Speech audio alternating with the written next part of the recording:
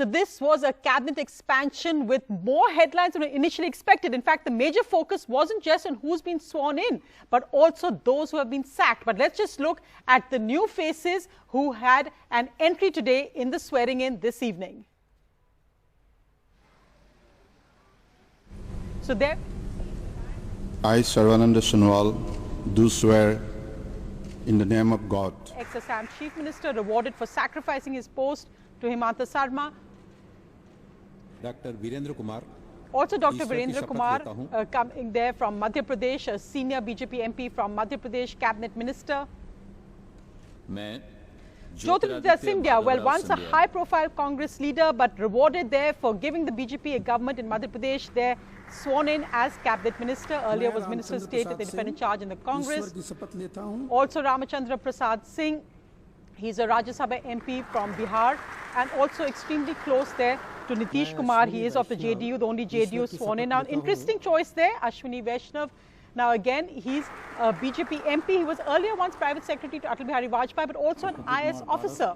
There we have the breakaway from the Lok Janshakti Party, brother of the late Ramvilas Paswan, Chirag Paswan's estranged uncle. Kiran Rijiju, major promotion for him there. He was currently Minister of State for Sports, but he's been promoted to cabinet rank. Also, R.K. Singh, Power Minister with independent charge, again gets promoted to cabinet rank, former Home Secretary as well under the UPA. I, Hardeep Singh Puri. Hardeep Singh Puri, again a former bureaucrat, currently Civil Aviation and Urban Development Minister with independent charge, also promoted to cabinet rank. And now remember, there are lots of empty cabinet positions, so interesting to see the portfolios. Mansukh Mandavia, again from Gujarat there, gets promoted to cabinet rank. Overall, there are 15 new cabinet ministers. But this really is the big headline. Bhupender Yadav, now he's a key election strategist, works very closely with Home Minister Amit Shah. So key political strategist, now becoming a cabinet minister. And Purushottam, so those are really some of the main ones. But let's go across to all our analysts now joining me or whatever. We'll also have, we can see there G. Kishan Reddy being promoted, MOS Home Affairs. Let's just go across to all our guests now. First, the big picture really. And Vasu, Akhilesh, first Vasu, over to you. Because here the headline really seems to be on also the fact that an entire generation of senior BJP ministers seems to have been wiped out from this cabinet. That's right, Sonia. You're absolutely right to say that the headlines of those who are dropped almost eclipse those who are taken in. But here are 2-3 big takeaways that I see coming from this reshuffle. Number one, if you look at it now, the size of the Modi cabinet has swelled to close to 80. The cap is 81. It has reached 80. This is a government that came in with the slogan of minimum government, maximum governance. The first Modi cabinet in 2014 was just 46 ministers. Now we've reached almost 80. So I think minimum government, maximum governance has gone out of the window. Number two, the question is that having dropped people like Ravi Shankar Prasad, like Harshvardhan, again, big surprise moves, you've now opened up a number of key portfolios that are up for grabs. Health, law, IT, INB, education. Also remember, Piyush Goyal holding multiple crucial portfolios like commerce and railways. Who's going to fill it? Is the talent that has come in strong enough? Do they have the bench strength to fill these important portfolios? That's the big question. Instead of focusing much more on performance, the government seems to be emphasizing politics. For the first time, Sonia, we've actually had the government share background details, detailing in granular detail the caste combinations, the regional combinations of ministers. I don't think this has ever happened before that you've been told how many SCs, how many STs, how many OBCs, within those, how many subcastes of SC, STs and OBCs. So this does seem to be a major shake-up, an attempt to sort of present, as it were, an election time cabinet to shake off some of the backlash of the government being accused of mismanaging the COVID pandemic. But again, talent, talent, talent. That's the big question which still remains unanswered. Well, let's go across, Vasu, thanks for that. Let's go across to Akhilesh, who's really been tracking the inner stories. I mean, Akhilesh, in fact, you've broken the twists and turns of this cabinet expansion from the beginning on this. what was the thinking? Did the sackings of these prominent ministers, we're talking them of a certain generation, but remember both Ravi Shankar Prasad and Prakash Javadekar used to hold the cabinet briefings. They were the public face of the government. There was no hint at all that they were in a sense underperformers. In fact, the recent high profile spats that Ravi Shankar Prasad has had with Twitter has all been seen as part of the very much the government's mainstream agenda. Why did this happen? Well, it's really surprising, but of course the performance was the key factor why these three senior ministers were dropped, because these three ministers were concerning the ministries which made international headlines, be it IT ministries continuous standoff with the Twitter, or health ministers, handling of the COVID situation, or also Prakash Javadekar's handling of the information broadcasting. So all these three were the key factors how the international headlines were, affecting Modi government's image. So this may be the key reason why these three ministers were dropped, and also regional balance were to be maintained, because as far as Bihar is concerned, we know that once you have RCP Singh, Pashupati Paras, these two cabinet ministers coming from Bihar, you would have to drop somebody. RK Singh was the name which was being considered earlier, but now of course RK Singh being given a promotion, and now Ravi Shankar Prasad being dropped, and that's really a surprising move, knowing very well that the opposition will mount an attack offensive and in the coming monsoon session, which is coming on July 19, despite knowing that the Prime Minister has taken the risk in dropping these three key ministers. It's a big surprising move. But of course, coming to this new Council of Ministers expansion, we can say that one thing, Sonia, for sure, that this is the team along with which Prime Minister Narendra Modi is going to lead the 2024 campaign of the BJP, because now there's no scope for any further expansion or further induction. So this basically means that these are the people who are going to be leading party in the next election. And of course, the performance is going to be key criteria, and the upcoming elections in the 5 states, this is also a very crucial factor, because in Uttar Pradesh 7 new ministers are being appointed from Uttar Pradesh. This of course sends a very strong message. And also the regions in Uttar Pradesh, each region has been represented. Even 2022 Gujarat elections, we have seen that 5 new ministers coming from Gujarat, maintaining the caste balance. You have 2 Patels and then 3 OBCs from Gujarat. So that balance is also maintained. In Maharashtra, in Madhya Pradesh, in Karnataka, even in West Bengal, where BJP has lost majorly recently in the assembly elections, the BJP has continued to focus on West Bengal, giving 4 bus to these states. I'm going to come back to you on that breakup, but I just want to go across to both Arvind Gunasekar and also the Sanjay Kumar of the analyst and cephalogist who's joining me to discuss that aspect. But Arvind, just to go across to you, because already you've seen the opposition reactions coming out has been that Mr. Chidambaram saying the Prime Minister is passing on what some would say would be the blame for, in the second year of his second term of the government, 2 years down, we just had that COVID pandemic with so many lives lost. So he's actually trying to get rid of the baggage, in a sense, to shift it away and create an entirely new cabinet and council of ministers here. But as the opposition says that basically the cabinet is all about Prime Minister Modi, it's not really about which ministers occupying which portfolio. Yeah, Sonia, the opposition parties have been asking for the resignation of Union Health Minister Dr. Harshvardhan Singh for the mismanagement of this, especially the second wave of the pandemic. And this has been the demand of the opposition parties, not just the Union Health Minister. They also said that Prime Minister is equally responsible, because they have been saying that this is a one-man show. This government is a one-man show. Whatever decision that is being taken across the ministries, it is being taken only by the Prime Minister. And that's why, again, with the cabinet reshuffle, it's not just a reshuffle, it's a big revamp. Not just, like you mentioned, not just the people who have been inducted into the cabinet, but also who have been made to resign from the cabinet is a big message. And that's where opposition parties are seizing this, and they are asking that it should not be, the blame should not be passed on to these 3 or 4 ministers, but the buck actually rests at the Prime Minister, and Prime Minister should be equally responsible for the entire mismanagement of the second wave of the pandemic, and also the economy. That's what they are saying, that not just the economy, it's not just the pandemic, but also the economy, which is in a slide, which is on a downward trend, that also has to be taken into responsible, and the Prime Minister should be responsible for the entire thing, and he should not pass the blame on the other ministers like Ravi Shankar Prasad, Prakash Javadekar, and also Harshvardhan Singh, etc. So the opposition parties are gearing up for the upcoming parliament session, where they would be upping the ante against the government with all the issues, including the pandemic and also the economy. Right, of course, the opposition still has to work out. I think the biggest benefit for Prime Minister Modi, and even with this new cabinet, will be that the opposition still has to get its act together before Parliament as well. Will there be a new leader in the Lok Sabha for the main opposition party? But let me go across to Sanjay Kumar, who joins us now as well, Professor of the Center for the Study of Developing Studies. Sanjay Kumar, what's your big takeaways from this major cabinet expansion? Not just expansion, but actually overhaul. We are seeing key ministers dropped, key portfolios now vacant, and various new faces coming in, and likely to be a major shake-up in the portfolios as well. I think Prime Minister Modi is trying to send out two messages. One is a message to the international community, international media, because the government was getting a bad name internationally because of the mishandling of the pandemic, and also the way Ravi Shankar Prasad was having, to and fro with the Twitter issue. The second, the message is also to the people of this country. I think government clearly knows that people of this country suffered at the time of pandemics too, and people were not happy with the way government has handled the COVID-2 situation.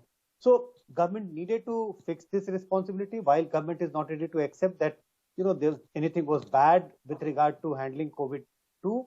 But the government wanted to send out a message to the people of this country, the voters of this country, and they have now clearly sent out a message that if the person who was in charge, who was the Minister of Health, he has been removed. So this is sending out a message to the people of this country that this government wants the ministers to perform. Also a message to the ministers that if you don't perform, you don't have a place in the cabinet. Besides, there are other headlines which this cabinet reshuffle has taken. The youngest cabinet, also large number of women in the cabinet. We are all talking about various caste communities. So all these headlines, this cabinet reshuffle has been, Prime Minister has been able to grab these headlines. I think there are also two types of approach if we look at the cabinet reshuffle. One is the immediate thing. They have to address they have to address the issues of UP election, Uttarakhand election, and that is why we see large number of people from UP, Uttarakhand being inducted into the cabinet. But remember, the government also want to send out a message, or the BJP want to send out the message that they don't lose so easily. Look at the way they are keeping an eye on West Bengal. There are 4 ministers from West Bengal. So a long-term strategy is also being indicated that the BJP is trying to expand and the long term. And the long term. I just want to go across. We're getting a reaction now from Kiren Rijiju, who's been promoted. He will be cabinet ranked minister. Let's just listen to what he said. भी मौका देगा हम लोग को जनता का सेवा करना चाहिए. जब भी और जहां भी जो हमको जिम्मेदारी दिया जाएगा, वो जिम्मेदारी को हम दिल से एक तपस्या करके हम लोगों के लिए काम करते रहेंगे. यही हमारा पार्टी ने हमको सिखाया है और यही प्रधानमंत्री जी का अपेक्षा है हम लोगों से. So, Akhilesh, also we've seen the ministers drop. So now there's a sense of uncertainty because we know Prime Minister Modi is always capable of springing surprises. It was interesting also that the resignations of Ravi Shankar Prasad and Prakash Javadekar were only made public literally half an hour before the cabinet expansion. So it didn't take away from the Prime Minister meeting with all his new ministers this morning. We saw him meeting with them, having tea with them. So very informal Prime Minister there. And then the big surprise is just half an hour before the cabinet expansion. Will we see a similar shake-up in the portfolios as well? Because there's so many important portfolios now vacant, and plus, of course, you can see a reshuffle of current portfolios of 2. Is the Big Four likely to change at all? Absolutely, yes, ma'am, because we know that for certainty that there was surprise 1.0 when the size of cabinet was given to us and the various combinations and factors. Surprise number 2 when the senior ministers like Ravi Shankar Prasad, Prakash Javadekar, Dr. Harshvardhan, they were dropped. And surprise number 3 is now we are waiting for the surprise because once the portfolio allotment is done, we will see large number of portfolios being given to the new entrants because there are 15 new cabinet ministers and 6 MOS independent chairs. So 21 portfolios to be given to different new ministers. So that will be really big distribution exercise. That will be I just want to cut across to Narayan Rane speaking right now. Let's go across to him. प्रथम मी Mumbai महानगरपालिकेमध्ये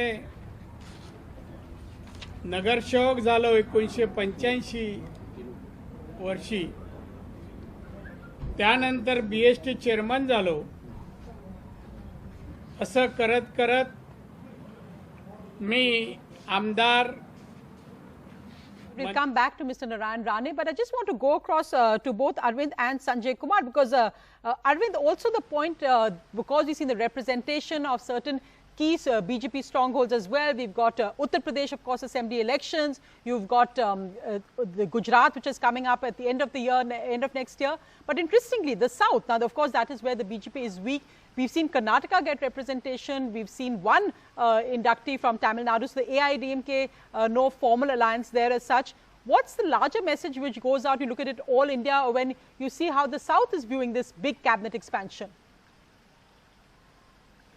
Yeah, Sonia, like you mentioned, with the 43 who have been sworn in as ministers, at least 36 are new entrants into the cabinet, at least, and 7 have been promoted from MO's rank to cabinet rank. And if you could see of this entire 77 plus 1, including Prime Minister, there are 78 ministers in the cabinet, which comes to at least 46% of the faces are actually new in the cabinet. And if you could see the regional representation, if you could take the South, at least 4 ministers from Karnataka have been inducted and 1 from Tamil Nadu. So at least 5 from southern India, but states like Andhra Pradesh, Telangana, and Kerala are not actually accommodated in this new revamp. But whereas GK Reddy, who is from Andhra, he has been given a very important portfolio, has been elevated from MOs to cabinet. So that's why, if you could see, South has got 5 representation in the new cabinet, but again, states like Andhra, Telangana, and Kerala has not got much in this present revamp. Let me just go to Sanjay Kumar on a larger question of this whole political view as well as performance point of view. There are many new entrants we've seen, some of them first-term MPs, though they have experience in state assemblies, some former bureaucrats, administrative experience. There's been a lot of focus on educational qualifications as well. But do you think this is also, in that sense, a ministry which is looking at election more than really election equations, rather than looking at it more as performance or talent as such? And in fact, interestingly, some of the major ministers include imports like Narayan Rane, formerly of the Shiv Sena, and Jyotiraditya Scindia. Sonia, I think with this reshuffle, Prime Minister Modi is trying to send out lots and lots of messages. First, this element of surprise. He is capable of giving surprises, because many people were thinking that this reshuffle will be centered around having ministers from UP, Uttarakhand, Punjab, because the government would be more concerned about these elections. But if you look at the reshuffle, it's not only about that. Yes. So the big message Prime Minister Modi is trying to give is, first, if you look at, if there is a first-time MP who has been inducted into the minister, then he or she has been chosen going by the qualification. So one message which is being sent out is that this is the team, the new team, which has lots and lots of specialists. People have been, have held senior positions in their previous avatar before becoming politicians. So one important message which is being sent out is that specialists are there in the cabinet. Second, some people have been inducted who are third-time or fourth-time MP. So also experience is there, regional balance is there. It's not only about UP election, it's not about only Uttarakhand election. So I think lots and lots of messages, and also we should not forget that the government is also trying to send out a message that this government also cares for the subalterns. A lot of OBCs have been inducted, yes. Dalits have been inducted, lots and lots of messages. So in fact, you can't reduce this to just one. And Akhilesh, I think that's a point you made earlier also, that this is a very, very carefully thought out expansion. The Prime Minister met with senior ministers, reviewed performances of ministries, met with others to look at this. And of course, JP Nadda and BL Santosh also emerging, with Bhupinder Yadav moving to the government. BL Santosh also emerging as a key election strategist and point person for the BJP as well. But as we are talking, Akhilesh, we know that petrol prices, fuel prices, another major headache for the government. Are we likely to see changes, as I said, in the major portfolios as well? The health ministry changed because, as Sanjay Kumar talked, that perhaps the Prime Minister is seen as responding to what the grief of people were, those deaths in the COVID pandemic. But also now petrol, the economy, also major worries. What are you hearing as of now on the major portfolios? Well, Sonia, first coming to the role of BL Santosh, he's coming from Karnataka, is a clear imprint on this new exercise, because we have seen that how at least 3 to 4 new ministers have come from Karnataka, his home state. So there is a clear indication that BL Santosh is quite powerful in this entire exercise, and there is a clear imprint on this exercise. And coming to the portfolio choices, we know that as far as the petroleum prices are concerned, not much options are before the government, and the government knows very well that in the coming monsoon session, the minister concerned is going to face a lot of flack from the opposition parties and attack. And also we have been told by the sources that in the afternoon meeting, when all the new ministers went to meet the Prime Minister, the Prime Minister's instructions very clear to the new ministers that they have to remain in Delhi till 15th of August, till this monsoon session gets over. And the second point, they told he told the ministers that they should be meeting with all the concerned MPs if they come with any issues or any problems, so they have to sort it out and address to all these issues. And third point, the Prime Minister urged them to remain in the house and have to follow the roster duty. Remember, the many ministers who have been dropped, they had a complaint against them that they did not follow the roster duty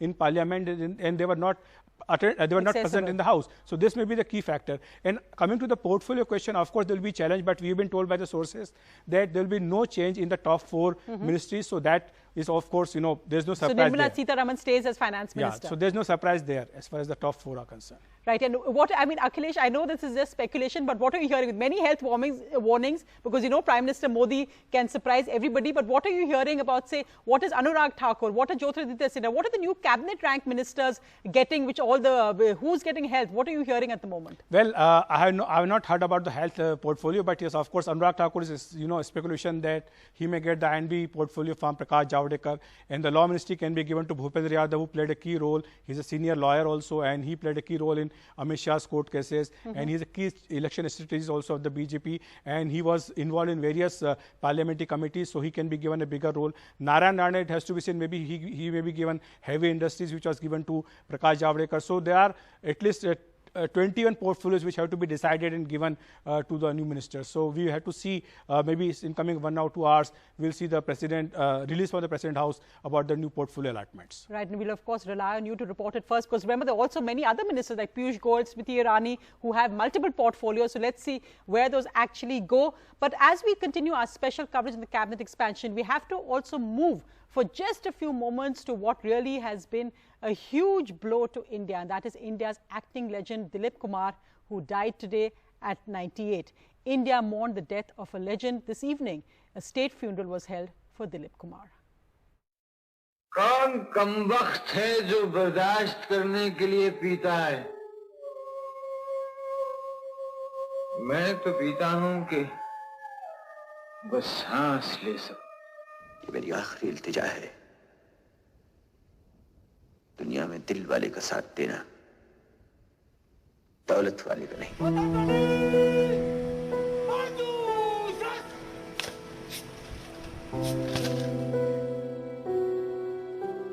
One of India's greatest actors, Dilip Kumar, or Dilip Saab as he was known, passed away this morning at a Mumbai hospital with his wife of 55 years, Saira Banu, at his side. मैंने अपना भाई खो दिया है। वो सबों से भी ज़्यादा प्यार करते थे मुझे। पहली मुलाकात में ऐसे लगा कि हम पता नहीं कब से एक दूसरे को जानते हैं। उनकी एक्टिंग की छवि कहीं ना कहीं आपको हर कलाकार में देखने को मिल सकती है। वो एक्टिंग का सबसे बड़ा और सबसे महत्वपूर्ण इंस्टीट्यूशन थे। उनके जैसा पूर्ण कलाकार न कभी आया है, न कभी आएगा और न कभी आया था।